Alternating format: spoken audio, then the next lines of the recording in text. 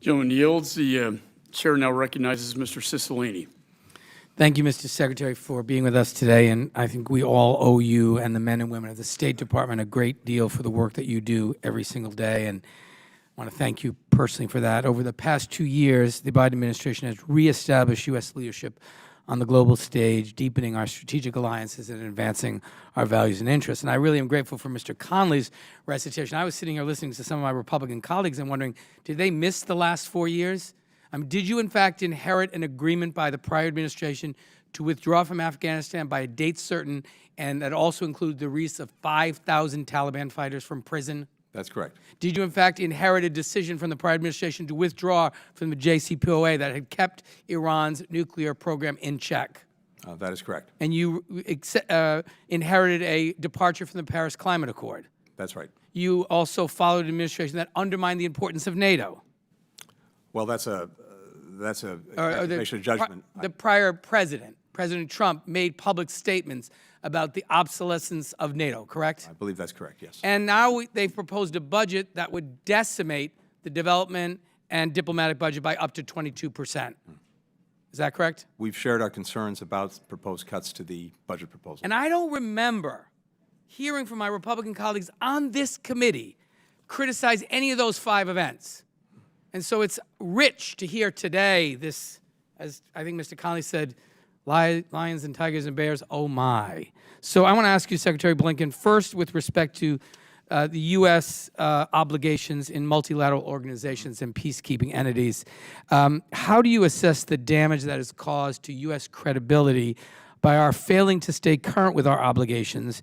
And if Congress were to grant the requested funds and authorities, how would the U.S. be able to change the dynamics in these institutions in our favor and in advancement of the national security interests of the United States? Congressman, thank you for raising that. I think it's an important point because we find ourselves in a almost contorted ourselves in that we are by far the largest contributor to most of the programs in these organizations, and yet precisely because we find ourselves in some instances in arrears, our competitors, our adversaries point to that to say that we're actually not doing our part, we're not serious about those organizations. So it actually undermines our standing, it undermines our diplomacy.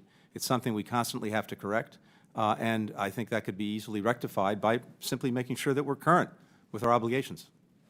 Thank you. Mr. Secretary, earlier this week I traveled to the United Nations in New York to attend the second ever ARIA Formula meeting at the UN Security Council to focus on the specific vulnerabilities of LGBTQI plus persons. And particularly we heard about an increase in violence and anti-LGBTQI plus rhetoric and legislation throughout the continent of Africa.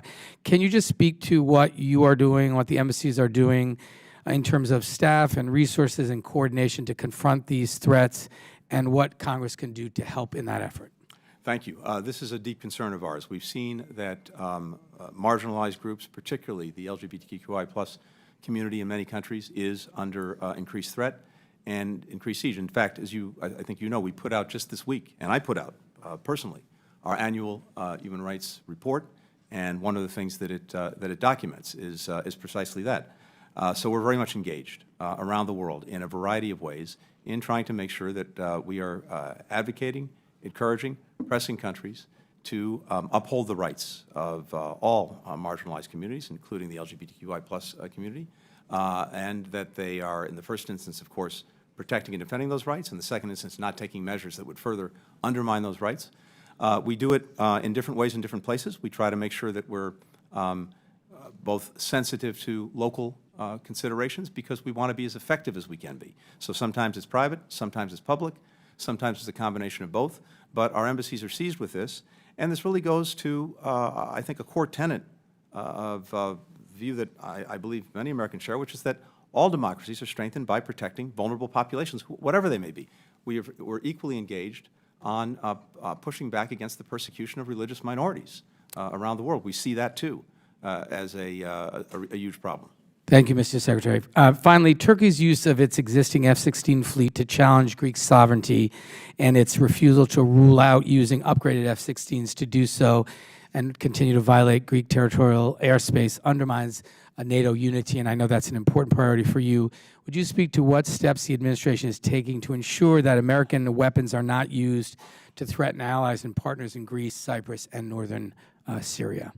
Thank you, Congressman. The focus of our efforts, whether it's with Turkey, whether it's with Greece, whether it's with any other NATO ally, is to make sure that they have the equipment and technology that they need to be fully interoperable with NATO, to make sure that they can do everything that they need to do as a NATO ally, while at the same time, of course, ensuring that to the extent there are any disputes between them, that any equipment or technology we provide is not used in furtherance of those differences or those disputes.